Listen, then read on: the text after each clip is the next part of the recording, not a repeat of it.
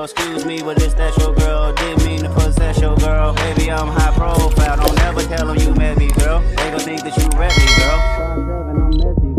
YouTube, welcome back to the channel. So I kind of had an idea. I've been thinking about getting a professional camera. I've been wanting like a Fuji camera for a while. You know, obviously I know that those cameras, typically the one that I wanted, like 1500, it comes with a lens, but I know those cameras can be pretty expensive. In the meantime, I've been using my phone to record. The last YouTube video that I posted was actually, all of it was recorded on my phone. And then I had like drone footage in there, I think. But yeah, typically I just use my phone for everything. I do have the Osmo Pocket that I bought sometime last year, but honestly, unless you just walking around vlogging, like holding it up and then just flipping the camera to you and then flipping it to whatever's in front of you or whatever, honestly, I don't really use that camera. So, and to me, I like the way that my phone looks better with all of the things that I've added to it. So that's typically what I go with. So yeah, today pretty much I just want to show whatever creator is watching that you don't really need a expensive camera to record any video, to do content or anything like that. Yeah, if you follow me on social media, whether it be Instagram or TikTok, 90% of those videos I've recorded on my phone, and I've only recently upgraded my phone in the last few months to the 17 Pro Max, but before that I was using the 15. So yeah, I mean, and majority of my followers that I have came from the time that I was using my 15, to be honest. So yeah, let's get into pretty much what I use on my phone and like the storage and everything that I have on my phone. So currently I have a 17 Pro Max, 500 gig storage version of it. Honestly, you can use just the phone if you want to, but over the time I bought like some different things that I add on to it, or that I put I guess like attachments to it, just to have it, you know, come out a little bit better, just to make it look more like professional, like a professional camera, without spending too much money. I can't show you my tripod right now, but my phone is sitting up on a tripod. It's just a K&F tripod. I think it was from Amazon. That was like $50. So I definitely recommend, of course, getting a tripod just for the time that you don't have anybody there with you to record and you need to sit your phone up somewhere. So this is something else that I added on my phone. That is a lens from Moment. It's a 58 millimeter tele lens. So I do have a phone case on my phone right now that they made, Moment made as well. And this pretty much just, you put it on there and you just screw it onto the actual phone case, and it kind of just gives you just a better image, pretty much a better image. It blurs the background a little bit and it just makes things look a little bit better.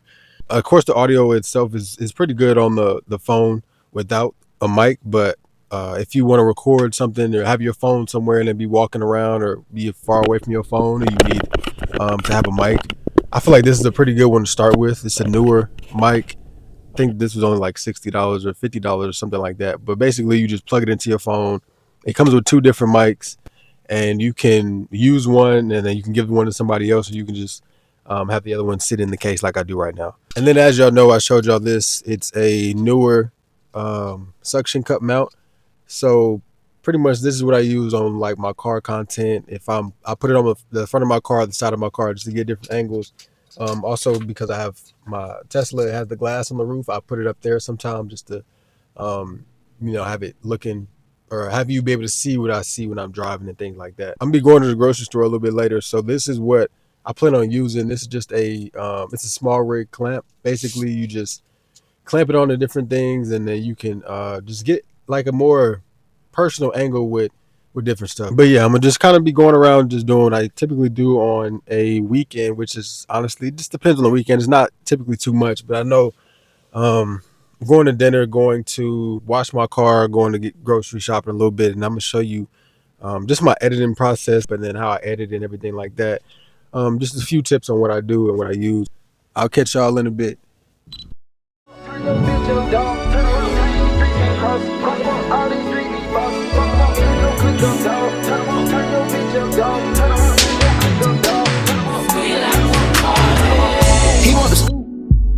Somehow, some way, we always end up in downtown Dallas. But yeah, my girlfriend decided she wanted to trick on me today. And who am I to pass her free food? So we ended up going to this nice spot called Hampton Social. I know most times people just want to have their phone instead of carrying around a big camera. And even if whoever's recording you doesn't know much about camera, with the iPhone is basically just point and shoot. Almost all of this footage is just a regular iPhone, no extra lens or anything else added. But yeah, as far as the restaurant goes, we had a great time. I didn't really eat all day, so I was a little bit tipsy. I ended up with a roasted herb chicken and a side of mashed potatoes. Solid 8.5 out of 10. Definitely somewhere I will come back to. After dinner, we just did some walking around until it was time to head to the gym. But first, let me show the details of the fit. If I wasn't dabbing, bitch, I might just be the president. Please, with the begginess, you're dwindling your relevance. Honestly, the one thing I don't like about the gym is how loud this music is. They just turn it down a smidge to be way better. You made it to the gym. Anybody who does follow me on like Instagram and TikTok knows that most of my following came from pretty much just doing gym videos, doing gym edits and things like that. What I will say is one of the keys of doing that, if that's something that you're into, is just getting as many angles as possible. I would say each exercise you should have at least 3 to 5 different angles of the exercise. That way, when you go in and edit, that you have like as much footage as you need, and even just have extras. That way, you don't have to worry about trying to struggle to put a video together. I'm about to show you what they look like a little bit. Back, 100 bands, yeah, get a taste, ho, no face, all ass, fuck you doing shade, fo, punch shit, this ain't mosh pit, don't get punched, big. Talk about me then lunch shit, I just left my girl, she been on her do too much shit, hot sauce, little baby, where's the function? Fuck niggas all around me, I'm not toxic, got too many foes that I don't trust, you in my top 6. It's early in the morning, so I gotta be a little quiet, but yeah. So how you saw in the video how I got like a bunch of different angles of what I was doing. I just try to get like 3 to 5 different angles each exercise. And honestly, even if you're somebody who doesn't do like fitness content, or you just into like vlogging or whatever it may be, still try to get as many angles as possible, because I feel like that just helps with when it comes to editing. I'd rather have more angles, more film than not enough. So, but yeah, if you're gonna edit to music, you can kind of just go to the place you're gonna film and just kind of see what's there, and not have a true plan on anything. But I would really recommend that you just have a written out plan, or just kind of like an outline of what you want to do. That way, when you go, you know exactly what shots to get, what places to be, and things like that. It just kind of makes my videos better, in my opinion.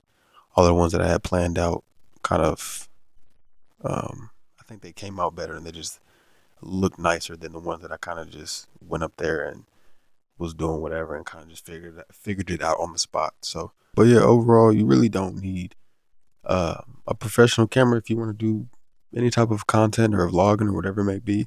Yes, it may be more difficult, and yes, it may not look as nice as some of the other nicer cameras and things. But if that's all you have, then there's really no issue with that, because I've been doing this for probably like a year now, and yes, I have the Osmo Pocket, but I really don't use it anymore. So I really just use my phone, to be honest, for most videos.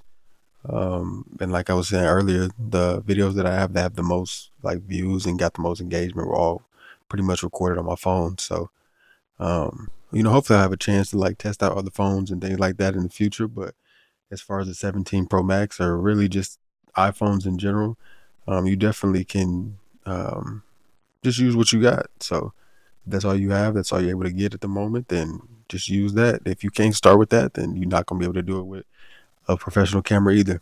The last thing I kind of want to talk about is just how I edit and like the process of recording. So on my phone, I use a app called Blackmagic Camera app. So I'll show a little bit of what it looks like in the app. Basically, it just lets you control a bunch of different dynamics when it comes to shooting, and get you an image that is exactly how you want it compared to the camera. Where it's just not as, you can't really change many settings. You can't really get it exactly how you want it to look. And I'm someone who color grades, so I can shoot and log on the app, and then when I edit on DaVinci Resolve. So I know a lot of people say this is the best for color grading, so I just kind of use it for everything all together.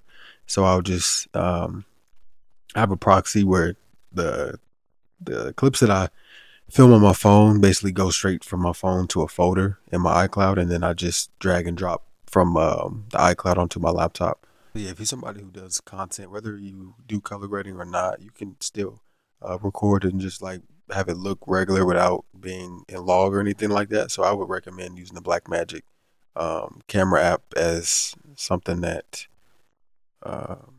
you use compared to just the native iPhone app. I do have a editing guide in my link tree that has pretty much how I do a lot of the edits that I use and just my settings for Blackmagic, export settings and things like that. So if you want to grab that, it's not expensive or anything. It's in my link tree. I think it's in my, it should be in this video, like underneath in the description or something like that. So I'll make sure I put that in there.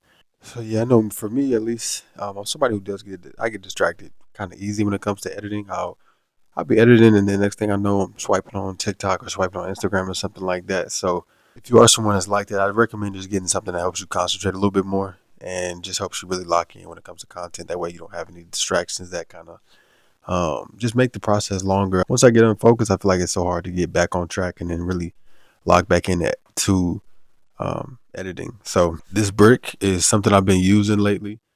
Pretty much it blocks off different apps in my phone that way I can just focus on whatever I'm doing in the moment. So I have it block off all social media apps. So so when I'm editing or just throughout the day, I'll have it pretty much block everything, and I have like a little short period of time where I can use those different apps. So I feel like it's just a good way to stay present. It's a good way to stay focused on whatever you're doing. And so with this, you can either have a schedule set to where you have the brick lock off the apps for a certain amount of hours or a certain amount of time, or you can just start it in the morning and then you have to physically tap.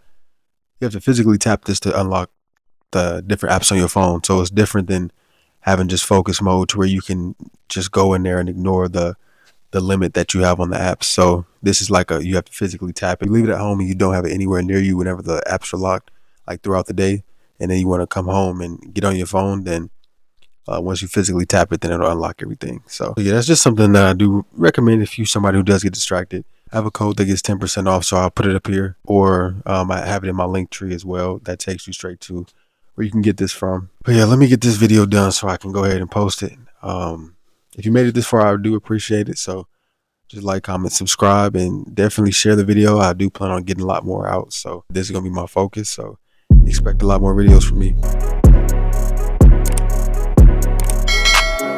Flew overseas, like how you doing? Book my room right now, I stay till the morning. Don't tell your man, I'm a time he getting bored.